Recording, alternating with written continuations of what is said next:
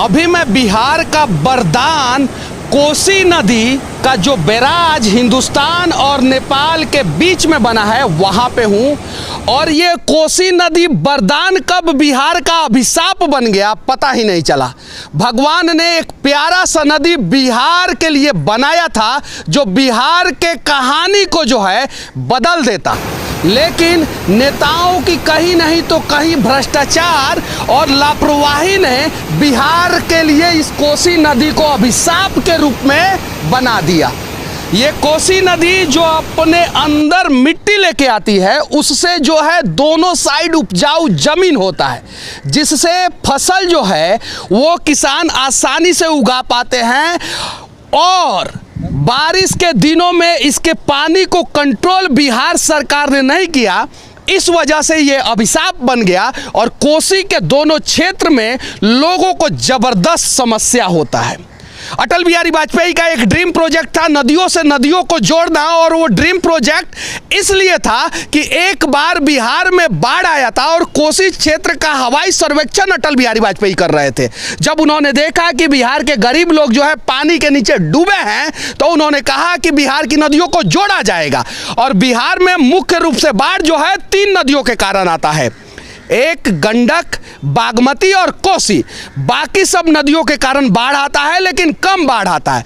अगर गंडक, बागमती और कोसी के पानी को दूसरे साइड में यानी दक्षिण बिहार में डाइवर्ट कर दिया जाए बरसात के दिनों में, तो शायद जो है बिहार का जो ये अभिशाप जनरल नॉलेज के किताब में कहा जाता है कोसी नदी को, वो बिहार का वरदान हो जाएगा।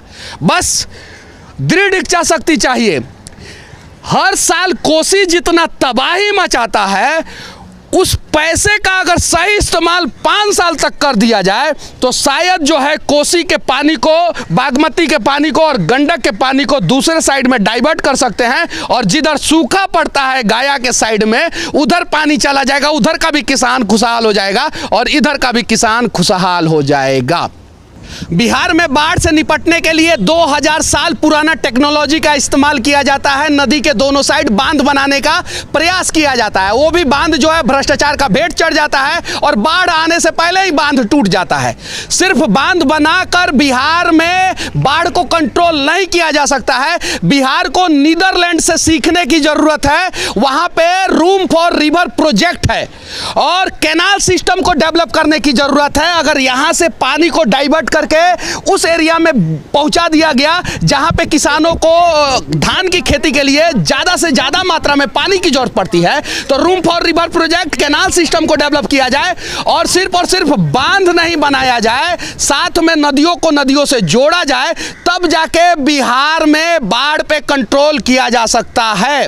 वरना बिहार में बांध बना के कभी कंट्रोल नहीं किया जा सकता है। हालांकि कोसी, बागमती, गंडक नदी जो है और बाढ़ जो है बिहार का, वो आपदा में अवसर देके जाता है। हर एक नेताओं को चिवड़ा मीठा बांटा जाता है, हेलीकॉप्टर से ऊपर से फेंका जाता है। जब 2000 फीट की ऊंचाई से ऊपर से हेलीकॉप्टर से चिवड़ा मीठा फेंका जाएगा तो वो चिवड़ा मीठा किसके सर पे गिरेगा? नदी में गिरेगा, पानी में गिरेगा कि खेत में गिरेगा कि गाछ के ऊपर गिरेगा, कोई गारंटी नहीं है। लेकिन ये काम हमेशा होता है। हालांकि बाढ़ के समय में एक नेताजी हेलीकॉप्टर में बैठ जाते हैं, बगल में एगो कैमरामैन रहता है और नेताजी ऐसे खिड़कियां से बाहर देखते हैं और कैमरामैन इस साइड से फोटो खींचता है। अगले दिन पेपर में आता है कि नेताजी बड़ी ईमानदारी से बाढ़ का सर्वेक्षण कर रहे हैं और बिहार में बाढ़ से लोगों को बचाने का प्रयास कर रहे हैं। उनके हेलीकॉप्टर के नीचे आदमी डूबता रहेगा, फिर भी नेताजी जो है बाढ़ से नहीं बचा सकते हैं। अगर ईमानदारी पूर्वक बिहार का नेता बाढ़ से बचाना शुरू कर दे बिहार के लोगों को, तो मैं दावे के साथ कह सकता हूं कि दुनिया का, सिर्फ इंडिया का नहीं, दुनिया का सबसे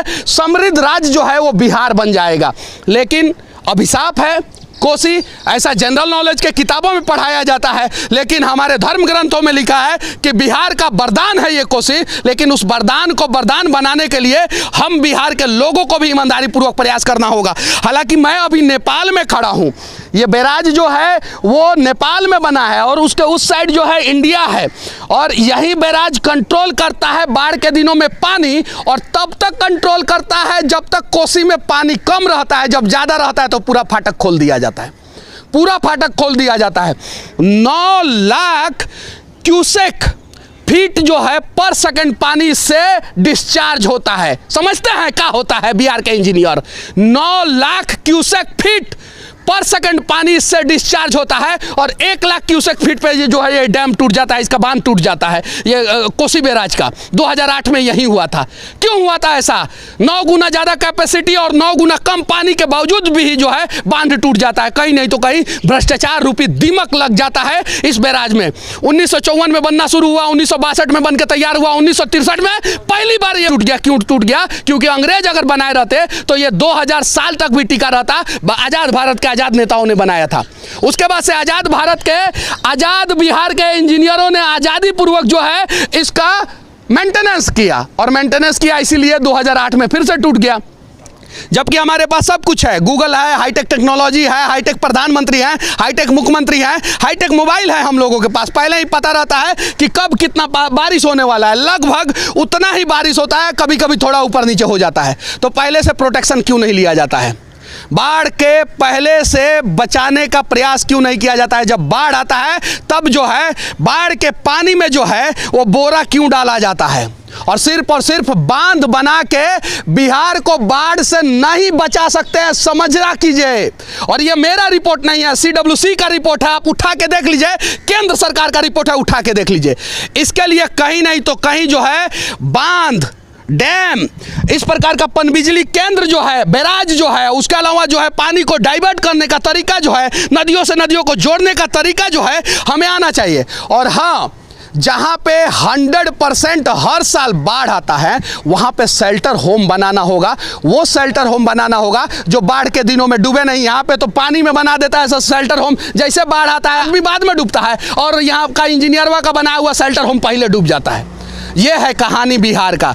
तो विनती है बिहार के नेताओं से, हाँ, हालांकि केंद्र में किसी की भी सरकार हो, चाहे वो मनमोहन सिंह की हो या नरेंद्र दामोदर दास मोदी की हो या किसी की भी पुरानी किसी की भी सरकार हो, सिर्फ और सिर्फ अटल बिहारी वाजपेयी जो है बिहार के लिए सोचे थे। उसके अलावा देश का किसी भी पार्टी का कोई भी नेता जो है ना, जब केंद्र में रहा है वो बिहार के लिए नहीं सोचा है। क्यों? क्योंकि बिहार का मजदूर जो है जब बाढ़ में डूबेगा तब ना दूसरे राज्य में जाके सस्ते दरों पे मजदूरी करेगा। यह है कहानी और ऐसा नहीं होना चाहिए। कम से कम बिहार में बाढ़ जो आता है उस पर कंट्रोल करने का प्रयास किया जाए। और मैं दावे के साथ कहता हूं कि 100% आप कंट्रोल नहीं कर सकते हैं, लेकिन 75% कंट्रोल कर सकते हैं। आप दुनिया के किसी भी इंजीनियर को बुला के पूछिए कि 75% बाढ़ पे लगाम लगाया जा सकता है कि नहीं बिहार में। और अगर 75% सिर्फ बाढ़ पे लगाम लगा लिया जाए बिहार में, तो ये कोसी जो इतिहास के किताबों में, जनरल नॉलेज के किताबों में बताया जाता है कि अभिशाप है, वहीं ये कोसी जो है ना बिहार के लिए वरदान साबित हो जाएगा।